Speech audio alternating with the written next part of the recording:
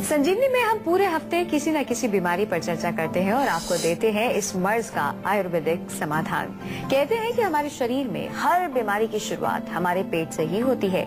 चाहे दुबलापन हो, चाहे मोटापा हो, चाहे जोड़ों में दर्द की बात हो या फिर स्किन में प्रॉब्लम हो, इन सभी बीमारियों के तार पेट से ही जुड़े होते हैं। इसलिए संजीवनी में आज हम आपको बताएंगे कि अगर आपको रहना है फिट एंड हेल्दी तो कैसे आप रखें अपने पेट को फिट। साथ ही संजीवनी टिप्स में जानिए आयुर्वेदिक इलाज नेत्र बस्ती के ढेरों फायदे। लेकिन सबसे पहले जान लेते हैं कि आखिर क्या होती है पेट से जुड़ी आम परेशानियां।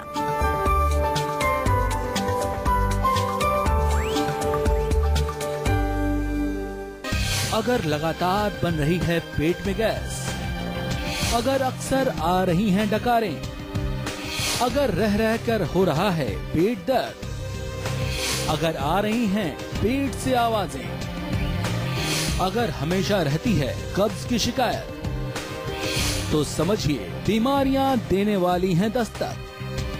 पेट की परेशानी कहीं बन न जाए मुसीबत।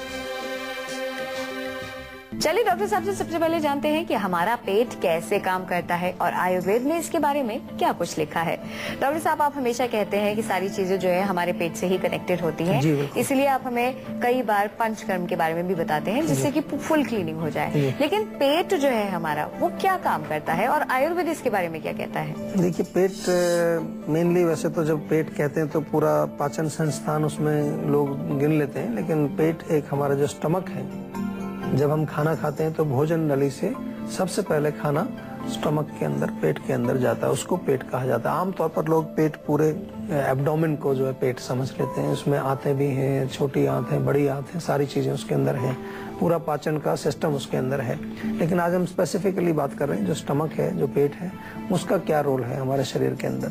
सबसे पहले तो भोजन को ग्रहण करता है, वहीं पर सारा खाना हमारा जाता है। और आयुर्वेद में इसका महत्व इसलिए है कि तीनों चीजें यहाँ पर मौजूद हैं, वात पित्त कफ। एक प्रकार का कफ है जो कि क्लेदक कफ उसको हम बोलते हैं, वो भोजन को गीला करता है। जैसे आटा गूंथते हैं और आटा गूंथ करके उसको गीला करके हम आटा बनाते हैं, तैयार करते हैं उसको पकाने के लिए, तो वो क्लेदक यानी कि उसको गीला करता है भोजन को। उसके पश्चात उसके पाचक रस जो होते हैं, जो पाचक पित्त हम उसको बोलते हैं, जो पित्त का प्रकार है पाचक पित्त, उसको पचाने में सहायता करता है भोजन को।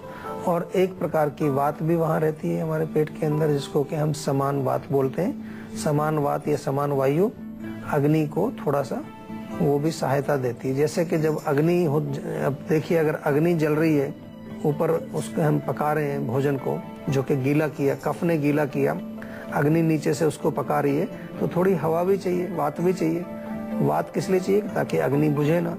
तो इस प्रकार से वात, पित्त और कफ तीनों ही हमारे पेट के अंदर भोजन को पचाने में हेल्प करते हैं। और इसके अतिरिक्त हम थोड़ा सा देखें, थोड़ा सा मॉडर्न साइंस की दृष्टि से देखें, तो वहाँ पर एसिड होता है जिसको कि हम एक तरह से पित्त कह सकते हैं। और जो वहाँ पर पाचक रस निकलते हैं वो भी हम एक तरह से पित्त कह सकते हैं। और जो एसिड होता है वो भी भोजन को पचाने में सहायता करता है। तो ये पेट का मुख्य जो काम है, और पेट से ही सारे रोग निकलते हैं। ये हम क्यों कहते हैं? क्योंकि अगर ये पाचन ठीक से शुरू नहीं होगा, हालांकि कुछ पाचन आगे चल के होता है, कुछ पेट में होता है, अगर भोजन ठीक से नहीं पचेगा तो आम बनेगा, और आम बनेगा तो काम तमाम हो जाएगा। जहां पहुंच गया आम, हो गया काम तमाम। ये बात हम आपको बार बार बताते हैं कि आम एक विषैला पदार्थ है जो बिना पचा हुआ खाना जो है, अध पचा खाना, उससे वो बनता है। और वो हमारे शरीर में कई प्रकार के रोगों को पैदा करता है, न केवल पेट में लेकिन दूसरे शरीर के हिस्सों में भी जाकर के आम रोगों को पैदा करता है। इसलिए अक्सर ये कह दिया जाता है कि पेट से ही सब रोग निकलते हैं। गोंडा से एक दर्शक जुड़ गए हैं। विवेक जी, स्वागत है आपका, अपना सवाल करें। डॉक्टर साहब नमस्कार। नमस्कार जी। डॉक्टर साहब, बहुत ज्यादा कब्ज की परेशानी रहती है। अच्छा, तो उसके लिए क्या उपाय किया जाए? कब्ज से क्या मतलब आपका? मतलब मोशन नहीं होता है या पेट? मोशन क्लियर नहीं होता है। अच्छा, वैसे मोशन होता है रोज? होता है, लेकिन आपको लगता है कि पूरा क्लियर नहीं हुआ? जी जी जी। देखिए, ये जो है, इसलिए मैंने प्रश्न पूछा कि कब्ज का एक तो मतलब होता है कि मोशन आता ही नहीं बिल्कुल भी, या किसी को बहुत हार्ड मोशन आता है, सख्त जो होता है, तो वो कब्ज दूसरे प्रकार की। लेकिन एक है कि आता है लेकिन पूरा साफ नहीं होता, कुछ रह जाता है अंदर।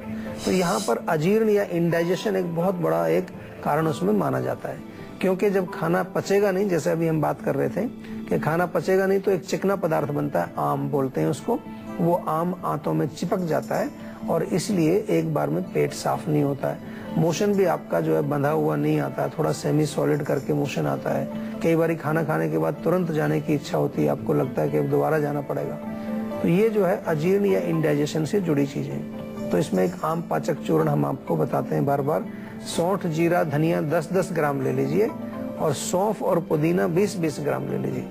बहुत पॉपुलर चूर्ण बन चुका है आज, न केवल भारत में, पूरे विश्व में। जहाँ भी मैं 30-40 देशों में जाता हूँ वहाँ पर आम पाचक चूर्ण अभी सभी लोग सेवन करते हैं, क्योंकि आम एक ऐसी चीज है जिससे बचना बहुत मुश्किल है, क्योंकि जीभ पर हमारा कंट्रोल है नहीं। हम कितना ही आपको समझाते हैं, कितना ही आपको बताते हैं ये मत खाइए, ये मत, फिर भी जीभ फिसल जाती है, फिर भी कंट्रोल नहीं रहता, खा लेते हैं फिर भी। तो जब खा लेते हैं तो पचेगा नहीं तो आम बनेगा। तो क्या करें, अगर खा लिया, गड़बड़ कर दिया, तो आम पाचक चूर्ण साथ रखिए अपने, उसको थोड़ा 1 चम्मच खा लीजिए, तो कम से कम जो गड़बड़ हुई है वो साथ के साथ ही ठीक कर लीजिए उसको। या फिर जो है एक आयुर्वेदिक चूर्ण बना बनाया मिल जाता है आपको, लवण भास्कर चूर्ण, वो ले लीजिए।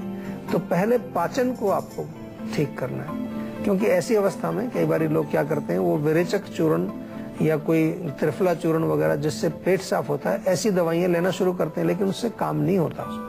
जब तक पाचन आपका ठीक नहीं होगा, आम का पाचन जब तक नहीं होगा, तब तक आपको मोशन क्लियर नहीं होगा। समझने की बात है, ध्यान से समझिए। बहुत सारे लोग ऐसी स्थिति से पीड़ित हैं, ऐसे रोग से पीड़ित हैं। डॉक्टर साहब, आखिरकार वो लक्षण कौन कौन से हैं जिनसे ये पता चल सके कि हमारा जो पेट है वो किसी तरह की बीमारी से ग्रस्त है, कुछ परेशानी चल रही है, कुछ गड़बड़ चल रही है? बिल्कुल, बहुत अच्छा प्रश्न है और जरा ध्यान से आप लोग सुनिए, क्योंकि आम तौर पर ये लक्षण सभी में देखने को मिलते हैं। मैंने बहुत लोगों को पेट में गैस बनना, डकारें आना, पेट में से जो है अफारा आपको होना, पेट में किसी प्रकार का हल्का सा दर्द होना, या कभी कभार जो है जलन होना पेट के अंदर, या कभी पूरा एसिड आपके गले तक आ जाता है। और इसके साथ साथ जो है गुड़गुड़ की आवाज कई बार सुनते हैं आप, अंदर कुछ गुड़गुड़ आवाज आती है, या फिर मरोड़ के साथ आपको मोशन जाना पड़ता है। तो ये तमाम, या आपके पेट के एरिया जो है या मध्य में जो है यहाँ पर किसी प्रकार की आपको वेदना हो, दर्द हो, तो ये आप देखेंगे ये तो आम लक्षण है। ऑलमोस्ट सभी को ऐसे लक्षण होते हैं, तो इसका मतलब है कि पेट आपका खुश नहीं है। जब आपका पेट खुश नहीं होगा तो वो कुछ ना कुछ आपको संकेत करता है, उधर से आवाजें निकालता है, कभी अंदर से आवाज आएगी, कभी डकार आएगी, कभी गैस बनेगी, कभी अफारा होगा। तो ये लक्षण आपको अगर है तो इनको जरूर आप ध्यान दीजिए और इनको ठीक करने का प्रयास जल्दी से जल्दी करिए, इससे पहले कि ये रोग शरीर के दूसरे हिस्सों में पहुंच जाए। इसको यहीं पर ठीक करना बहुत आसान है। दूसरे स्थान पर अगर रोग जब चला जाता है तो वो थोड़ा सा मुश्किल हो जाता है उसको ठीक करना। आप और हम ये जानते हैं कि सारी बीमारियां जो होती हैं वो पेट से ही होती हैं। अब यदि हमारा पेट ही खराब हो गया तो यानी कि बीमारियां बढ़ गई। किस तरह की बीमारियां फैल सकती हैं पेट के जरिए, पेट की बीमारी के जरिए, आइए जानते हैं। डॉक्टर साहब, पेट हमारा खराब है, इसके जरिए और कौन कौन सी बीमारी हमें हो सकती है? देखिए, पहले तो पेट से, आंतों से संबंधित रोग हैं, जैसे कि आपने सुना होगा गैस्ट्राइटिस हो जाएगा, पेट में सूजन जिसको बोलते हैं, आंतों में सूजन, कोलाइटिस हो जाता है, IBS डिजीज आपने सुनी होगी, कब्ज हो जाती है, फिर उसके बाद पाइल्स हो जाते हैं, फिर उसके बाद अल्सरेटिव कोलाइटिस आपको हो सकता है। पेट की खराबी से ही होते हैं सब। उसके अतिरिक्त अगर अब दूसरे हिस्सों में हम जाने की कोशिश करें, आम जो बन गया तो घुटनों में जाएगा तो अर्थराइटिस हो जाएगा, फेफड़ों में जाएगा तो अस्थमा हो जाएगा, आपके गले में जाएगा तो यहाँ गला खराब हो जाएगा, आपका नाक में जाएगा तो साइनोसाइटिस हो गया, और कहीं छोटी सी चैनल में जाके रुक गया तो वहाँ सिस्ट बन जाएगा, कहीं पर गांठ बन जाएगी, कहीं पर ट्यूमर बन जाएगा।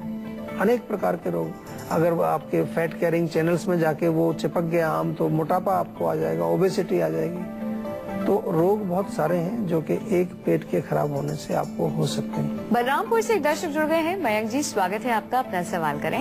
डॉक्टर साहब नमस्कार। नमस्कार जी। ये पेट में जलन रहती है, नींद बहुत आ रही है और हल्की सी कमजोरी रह रही है। जी देखिए, पेट में जलन जो है वो एसिड की वजह से होती है। तो एक तो नारियल पानी आपको पीना चाहिए रेगुलरली। अगर नारियल पानी नहीं मिलता तो खीरा बड़ा कॉमन है, आजकल खीरा मिल जाता है। एक खीरा काट करके आप ऐसे ही खा लीजिए, या उसको छोटा छोटा सा काट के थोड़ा मिक्सी में घुमा के पानी जैसा बन जाएगा, उसको पी जाइए आप। और पेट में जलन के लिए एक इंस्टेंट फार्मूला और भी अच्छा है, बहुत बढ़िया।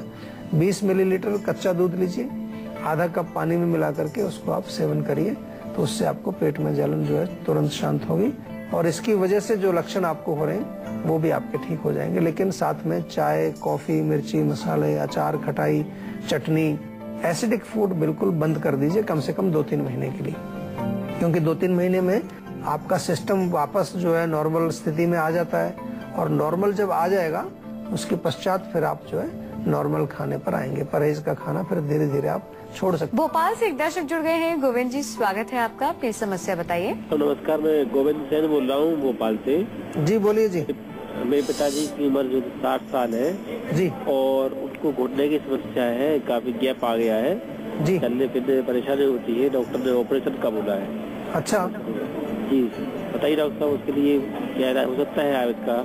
देखिए, अभी 60 साल की उम्र है तो अभी कोशिश करनी चाहिए। मैं तो ये कहता हूँ कि ऑपरेशन की उम्र तो नहीं है अभी। ऑपरेशन तो बिल्कुल लास्ट स्टेज होता है कि जब बिल्कुल ही काम नहीं चल रहा है। आयुर्वेद में संधिवात के नाम से इस रोग को हम जानते हैं और बहुत सारे जो है पेशेंट आयुर्वेद में आते हैं इस रोग को लेकर के, उनको लाभ भी होता है। बहुत अच्छी चिकित्सा आयुर्वेद में है, कई प्रकार की चिकित्सा है, आंतरिक चिकित्सा भी है, औषधियाँ भी हैं, साथ में जो है कुछ पंचकर्म चिकित्सा इसमें बहुत लाभ करती है और दोनों का मिलन हो जाए तो बहुत ही फायदा हो जाता है। लेकिन अभी फिलहाल के लिए अगर आप थोड़ा सा देखना चाहें कि आयुर्वेद किस प्रकार से काम करता है, किस प्रकार से थोड़ा बहुत आपको उसमें विश्वास अगर जगाना है, तो पिताजी को बोलिए कि थोड़ा सा जो तिल के तेल की मालिश करना शुरू कर दें। तिल के तेल में अजवाइन, लहसुन और अदरक डाल करके पका लें और उससे मसाज करें रोज, तो उनको थोड़ा बहुत फर्क पड़ना शुरू होगा इसमें।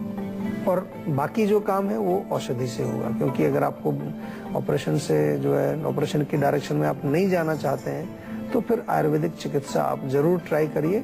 उसके लिए आपको कुछ ज्यादा विशेष करने की आवश्यकता नहीं है। हमारे नंबर पे आप फोन करिए, डॉक्टर से बात करिए और आगे की कार्यवाही हमारे डॉक्टर्स आपको समझाएंगे, अच्छी तरह से बताएंगे कि किस प्रकार से आपको खान पान कैसा लेना है, क्या डाइट आपको खानी चाहिए, क्या नहीं खानी चाहिए, क्या क्या औषधि आपको खानी चाहिए, किस प्रकार की एक्सरसाइज आपको करनी चाहिए। कंप्लीट पैकेज आपको दिया जाता है, हर चीज उसमें बताई जाती है कि डाइट क्या होगी, एक्सरसाइज किस प्रकार से होगी और विशेष कोई चीज घर पे आपको करनी है वो भी बताई जाती है, औषधि भी आपको दी जाती है। तो अच्छा एक सिस्टम है, बहुत सारे लोग इससे लाभ उठा रहे हैं, आप भी इससे जरूर लाभ उठाइए। चलिए बात करते हैं आज की संजीवनी की, जिसमें डॉक्टर साहब आपको बताएंगे पाचन तंत्र दुरुस्त रखने के कारगर नुस्खे। तो डॉक्टर साहब, क्या है आज की संजीवनी? देखिए, सबसे बढ़िया चीज तो आम पाचक चूर्ण मैंने आपको बताया, क्योंकि पाचन आपका अच्छा रहना चाहिए। आम पाचक चूर्ण यानी कि सौंठ, जीरा, धनिया 10-10 ग्राम, सौंफ और पुदीना 20-20 ग्राम। छाछ बहुत अच्छी रहती है पाचन के लिए, छाछ को अमृत बताया गया है। छाछ यानी कि तक्र कहते हैं आयुर्वेद में। दही में पानी मिला करके अच्छी मात्रा में 2-3 गुना पानी मिलाइए, उसको अच्छी तरह से मथ करके मक्खन उससे बाहर निकाल दीजिए। मक्खन जब बाहर निकल जाता है तो वो छाछ कहलाती है। उसमें भुना हुआ जीरा, थोड़ा सा हींग, अगर हरा धनिया या पुदीना हो वो काट करके छोटा छोटा वो डालिए उसमें, बहुत बढ़िया है आपके पाचन के लिए, कभी भी आपको नुकसान नहीं होगा इससे। और नारियल पानी मैंने बताया, जैसे कि नारियल पानी या एसिडिटी ज्यादा होती है तो उसमें खीरा आप खाएं, ऐसी चीजों का सेवन किया जाए। भोजन के पश्चात 1 चम्मच अगर सौंफ भी आप खाएं तो वो भी आपके पाचन में बहुत हेल्प करती है। और इसके अलावा अगर आपको अनार का सीजन है तो अनार का रस आप सेवन करें। विशेष रूप से अगर डायरिया आपको है या लूज मोशंस आपको होते हैं, त्रिफला चूर्ण तो मिलता ही है। त्रिफला चूर्ण भी पेट के लिए बहुत अच्छा है। 1 चम्मच त्रिफला चूर्ण आप सुबह और 1 शाम को ताजा पानी से खाएं। पेट के लिए मैं बता रहा हूँ। जब मैं कब्ज के लिए बताता हूँ तो आपको रात को लेने के लिए कहता हूँ, रात को गर्म पानी से या दूध से। लेकिन नॉर्मली भी आप त्रिफला ले सकते हैं, वो आपके पाचन को, आपके पेट को दुरुस्त रखता है। हमारे खास सेगमेंट संजीवनी टिप्स की, जिसमें डॉक्टर साहब आपको बताएंगे कि आखिर क्या है नेत्र बस्ती चिकित्सा। डॉक्टर साहब, नेत्र बस्ती किसे कहते हैं, पहले तो आप हमें ये बताइए। देखिए, नेत्र तो आपको मालूम ही, आंखों को नेत्र बोलते हैं। बस्ती आयुर्वेद में एक शब्द है, वैसे इसका लिटरल मीनिंग तो ब्लैडर होता है, लेकिन यहाँ पर बस्ती का अर्थ यहाँ पर है कि एक प्रकार का कोई बॉर्डर बना देना। इसको नेत्र तर्पण भी बोल देते हैं कभी कभार। तो आंखों के चारों तरफ आटे से एक हम जो है गोल एक बॉर्डर बना देते हैं, जिससे कि उसमें कोई चीज अंदर हम भर सकें। और फिर उसमें पेशेंट को लिटा करके और उसमें मेडिकेटेड, जैसे त्रिफला घी एक हम बनाते हैं आयुर्वेद, त्रिफला का घी उसमें भर दिया जाता है, या कोई और मेडिकेटेड घी रोग के अनुसार वो उसमें भर दिया जाता है। गुनगुना हल्का सा टेम्परेचर उसका होता है जो कि आराम से सहन कर सके, ठंडा नहीं होता, गर्म भी नहीं होता बहुत, बिल्कुल जो है सही जिसको कहते हैं कि जो आसानी से हम सह सकते हैं, जिसको उतनी मात्रा में उसको गर्म करके उसमें तेल और घी उसमें भर दिया जाता है। और फिर हम उसमें बोलते हैं पेशेंट को कि अब अपनी आंख पूरी खोल दीजिए। आपको सुनकर बड़ा अजीब लग रहा होगा कि घी के अंदर आंख कैसे खोलेगी, आंख खुलती है फिर बंद होती है, खुलती है बंद होती है, तो नेत्र का तर्पण इससे होता है। तो बहुत सारी चीजों में फायदा करती है ये। अगर आपको आंखों में खुजली होती है, जलन होती है, ड्राई रहती है आपकी आंखें, तो आप नेत्र बस्ती कराइए, बहुत बढ़िया है, क्योंकि स्नेहन है, घी है तो स्निग्ध करेगी। इसी प्रकार से अगर आंखों की रोशनी आपकी कमजोर हो रही है, किसी प्रकार का नेत्र दृष्टि दोष आपको है, उसके लिए भी नेत्र बस्ती बहुत फायदा करती है। इवन माइग्रेन के जो पेशेंट आते हैं या सिर में किसी प्रकार की तनाव उनको है, नसों में खिंचाव है, टेंशन है, उसमें भी हम नेत्र बस्ती से फायदा दिलाते हैं। रिलैक्स भी बहुत करती है, ब्रेन को बहुत रिलैक्स करती है। मैंने देखा कई लोग नेत्र बस्ती करते समय ही उनको नींद आ जाती है, इतना रिलैक्सेशन इसमें होता है, क्योंकि ये नर्व्स को भी नरिश करती है। और जो हमारी कंसंट्रेशन पावर है उसमें भी फायदा मिलता है आपको। अगर आप नेत्र बस्ती करें तो कंसंट्रेशन पावर आपकी बढ़ेगी और आंखों के लिए एक विशेष रिजुविनेशन हम इसको कहें।